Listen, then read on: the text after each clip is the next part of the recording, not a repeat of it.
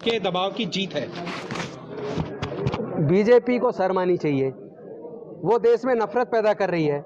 वो उनके लोग जाति और धर्म पूछ के हत्या कर रहे हैं। हत्या और रेप करने वाले जिनको सजा हो गई कोर्ट से, उनको कोर्ट से छूटने के बाद माला पहना के मिठाई खिला रहे हैं, महिलाओं का अपमान कर रहे हैं। ऐसे लोग से क्या कहना, बेशरम लोग हैं वो लोग। गौतम जी, हर साल ये प्रतिज्ञाएं ली जाती हैं, क्या आप अगले साल भी इस तरह की प्रतिज्ञा लेंगे? ये तो पूरे देश में ली जाती है। 14 अक्टूबर 1956 को दीक्षा जब हुई, उसके बाद से पूरे देश में ली जाती है।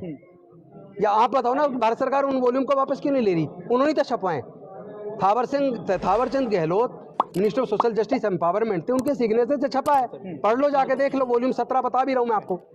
तो वही भारत सरकार छपवा रही है और वही अब राजनीति के लिए, धर्म के लिए इस्तेमाल कर रही है। अगले साल ये तो दोगला चरित्र है उनका, ये तो दोगला चरित्र है इनका।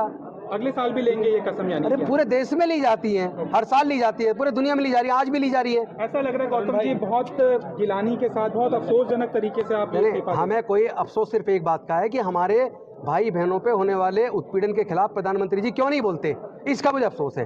देश के बड़े नेता क्यों नहीं बोलते, इसका मुझे अफसोस है।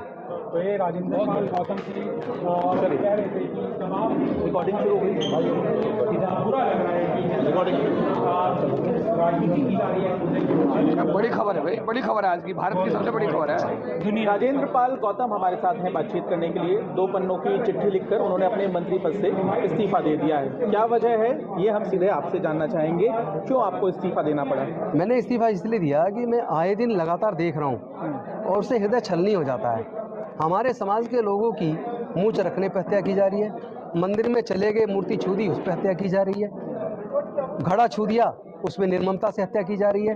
और कोई ना प्रधानमंत्री जी बोलते हैं, ना गृह मंत्री जी बोलते हैं, ना देश का कोई बड़ा नेता बोलता है। आए दिन उत्पीड़न, और ऊपर से जो हर साल अशोक विजयदशमी पर 14 अक्टूबर 1956 को जब डॉक्टर बाबा साहब अम्बेडकर जी ने बुद्ध के धम्म की दीक्षा, व्यक्तिगत उत्पीड़न, भेदभाव, ऊंच नीच, छुआछूत से मुक्त होने के लिए, और पूरे समाज के लाखों न्यायियों को दीक्षा दिलाई, तो उन्होंने 22 प्रतिज्ञाएं दिलवाई थी। लेकिन उन 22 प्रतिज्ञाओं को भारत सरकार ने, खुद मोदी जी की सरकार के मंत्री थावरचंद गहलोत जब सामाजिक न्याय एवं अधिकारिता मंत्री थे, उन्होंने doctor Ambedkar life and speeches के अंदर वॉल्यूम 17 में खुद छपवाया अपने साइन से, अपने सिग्नेचर से। लेकिन आपने आज उन्हीं को आपने अपनी चिट्ठी में जिक्र किया है कि निशाना बनाया जा रहा है आम आदमी पार्टी को और आपके नेता को। निश्चित इससे मुझे दुख पहुंचा है बहुत कि मेरे नेता का, मेरी पार्टी का इससे कोई लेना देना नहीं है। ये सामाजिक प्रोग्राम है बुद्धिस्ट सोसाइटी ऑफ इंडिया का और मिशन जय भीम का एक संयुक्त प्रोग्राम है, और हजारों जगह पूरे देश में रोज हो रहा है, आज भी हो रहा है। लेकिन भाजपा आरोप लगाया, आज लखनऊ के अंदर हो रहा है, जो भावनाएं हैं उनको ठेस पहुंचा। नहीं, कहाँ एक शब्द बता दो उनकी ठेस पहुंचाने के लिए बोलाओ। भाई मेरी कहाँ आस्था है, मैं किसको मानूंगा किसको नहीं मानूंगा, ये मेरा मसला है, मेरा मसला है। मैं जाके किसी और को तो नहीं कह रहा, मैं किसी के आस्था के ऊपर ठेस नहीं पहुंचा रहा, किसी के खिलाफ एक शब्द नहीं बोल रहा।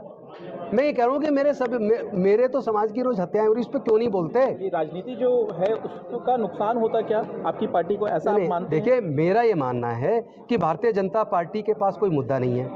हमारी पार्टी शिक्षा, स्वास्थ्य, बिजली, पानी, रोजगार, समाज कल्याण, इन सारे मुद्दों पे काम कर रही है।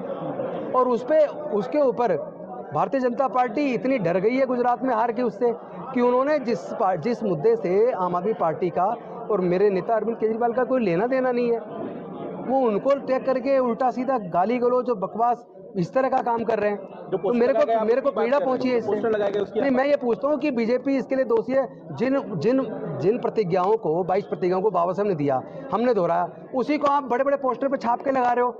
आप आहत नहीं कर रहे हो क्या? आपको शर्म नहीं आती? मेरा एक सवाल, आहत करना है तो आप आहत कर रहे हो वहाँ। मेरा एक सवाल ये है कि क्या आप अभी भी अगले साल जब ये कार्यक्रम होगा तो ये शपथ लेंगे, 22 शपथ लेंगे? देखिए, मेरे पूरे भारत के अंदर हर अशोक विजयदशमी पर हर साल हजारों जगह पर करोड़ों लोग इकट्ठे होते हैं, प्रतिज्ञाएं लेते हैं, और उन्हीं प्रतिज्ञाओं को भारत सरकार छापती है।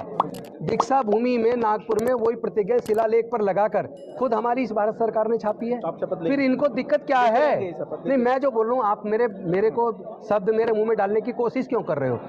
जब मैं कह रहा हूँ कि करोड़ों लोग लेते हैं हर साल। भाई मैं ये पूछना चाहता हूँ कि क्या हमारे देश से छुआछूत खत्म होगी कभी या नहीं? क्या हमारे देश से कभी जातिवाद खत्म होगा या नहीं? लेकिन मुझे इस बात की खुशी है कि आरएसएस के चीफ मोहन भागवत ने कम से कम इस पूरे 4000 साल की इस उत्पीड़न वाले समय के बाद पहली बार ये कहा कि देश से वर्ण व्यवस्था और जातिवाद अब खत्म होनी चाहिए। इसके लिए मैं उनके इस बयान का स्वागत करता हूँ, लेकिन इस पर काम भी करना होगा, बोलने से काम नहीं चलेगा। राजेंद्र पाल गौतम।